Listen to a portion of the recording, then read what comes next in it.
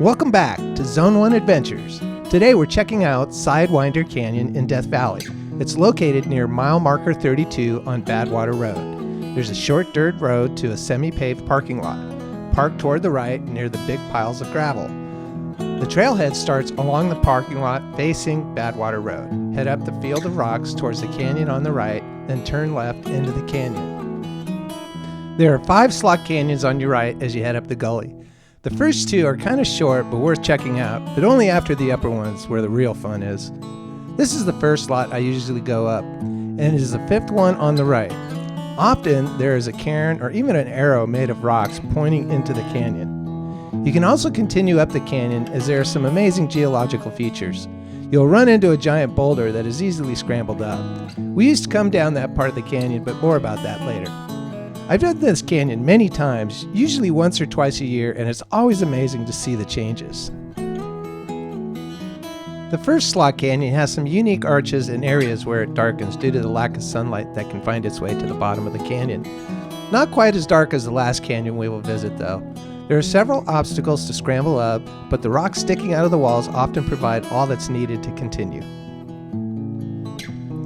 The alluvial fans in Death Valley were created by rivers that flowed from the mountains that surround the valley into Lake Manly, which was once a large lake of 620 square miles. To give you an idea about how large that is, Lake Ontario is about the same size. As the sediment called alluvium was carried by the river, it would reach the opening to the lake, which is the apex of the fan, and spread out into a triangle shape, thus creating the alluvial fan. After Lake Manly dried up, water flows intermittently down the rivers in flash floods. The force of the water coming down steep canyons would carve out slot canyons in the compacted debris of the alluvial fan. Each new rain could change the slots, as we will see shortly.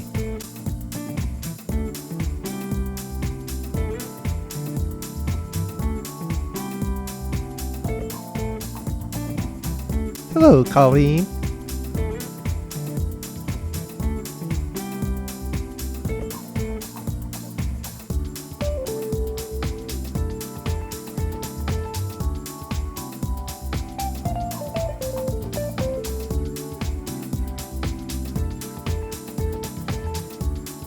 As we move up these canyons, we can see that the rocks are poorly sorted, meaning that it's just a jumble of different sized rocks contained in the dirt of the alluvial fan.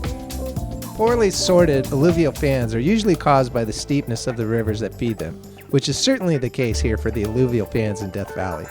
Sidewinder is just one of the many canyons that make up the alluvial fan that is called Mormon Point.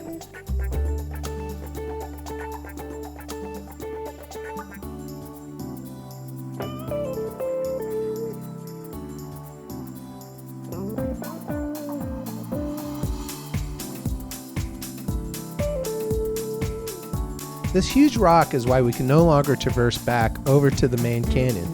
Notice the highlighted feature in each photo showing how much gravel has been washed into the fill of the bottom, thus making passage impossible without ropes. By the way, the other side of the left side of the rock is a good 12 feet down to the bottom. While the gap under the rock started filling in 2022, the final straw was Hurricane Hilary, which hit Death Valley on the 19th of August in 2023. Where 2.2 inches of rain fell on and off for the next 2 days. That may not seem like much, but that's more rain than the park gets in a whole year.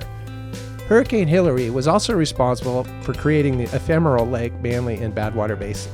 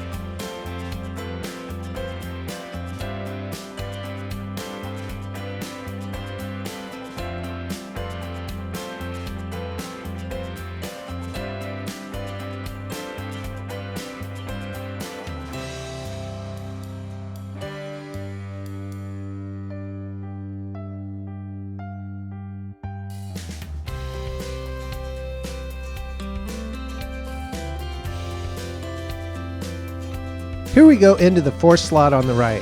To get to the back of the dark canyon, we are going to take this one all the way to the ridge. As I've said, I've done this many times, but never the same. My goal is to find a spot that isn't super steep and loose. It's a hard goal, let me tell you. The best I can say is if you attempt this part of the hike, don't be afraid to turn around. Don't overestimate your skills. That said, I've always been able to get everyone up to the ridge. Once you're up at the ridge, you'll be rewarded with a view of the canyon you just came up and the rest of Badwater Basin. Although you might hear comments like, "I was scared to death."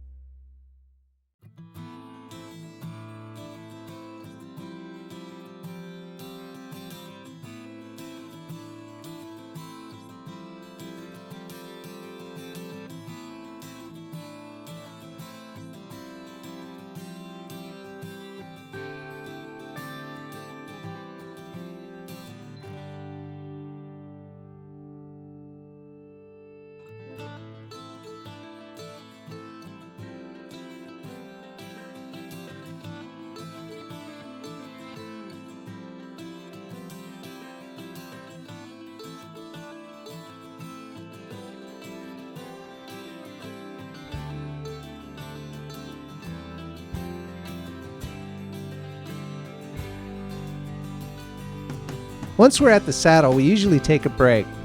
From the saddle though, heading towards the lower of the two peaks, you will notice a trail that goes up to the peak and another that goes around to the right. Take the one around to the right and look for a good spot to head down to your right. Your goal is to get down to a canyon on your left. You will find a small crack that you can follow down into the canyon. Follow this canyon through several high-looking pour-overs. Pay attention and you can navigate every one of them.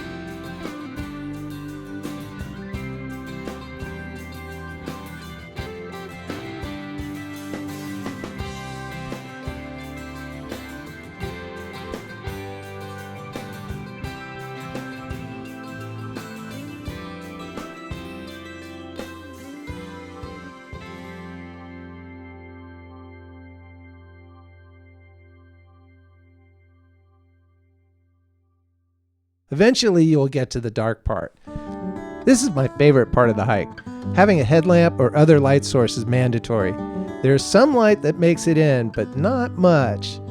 There's a drop-off wall that comes up quickly. It's not the first one, which looks difficult, but once you look down, you'll see some ledges to work with. The big wall can change in height as gravel accumulates or is expelled from the bottom of the wall. When I first did this obstacle, it was about 6 feet high. Now it's closer to 10 feet high. I usually drop some webbing for folks to use as they climb down and tie off to myself as a meat anchor. I'm able to jump the last 2 feet as there aren't any footholds towards the bottom. 2 years ago, the exit to this canyon changed, and it went from just having to stoop a bit to now taking my backpack off and crawling under a rock. More of the changes in this dynamic environment. Now I make sure to check this canyon on the way up to make sure we can get out. It would be a real drag to have to go back to the ridge and find another way down. It's the third canyon on your right, and it goes back a couple hundred yards. Right at the end, it splits into two. The one on the left is where you need to check. Just go in a little bit and make sure you can get into the first two areas. You'll see. Well, I hope you enjoyed this visit into Sidewinder Canyon. Remember to like and subscribe and get out there.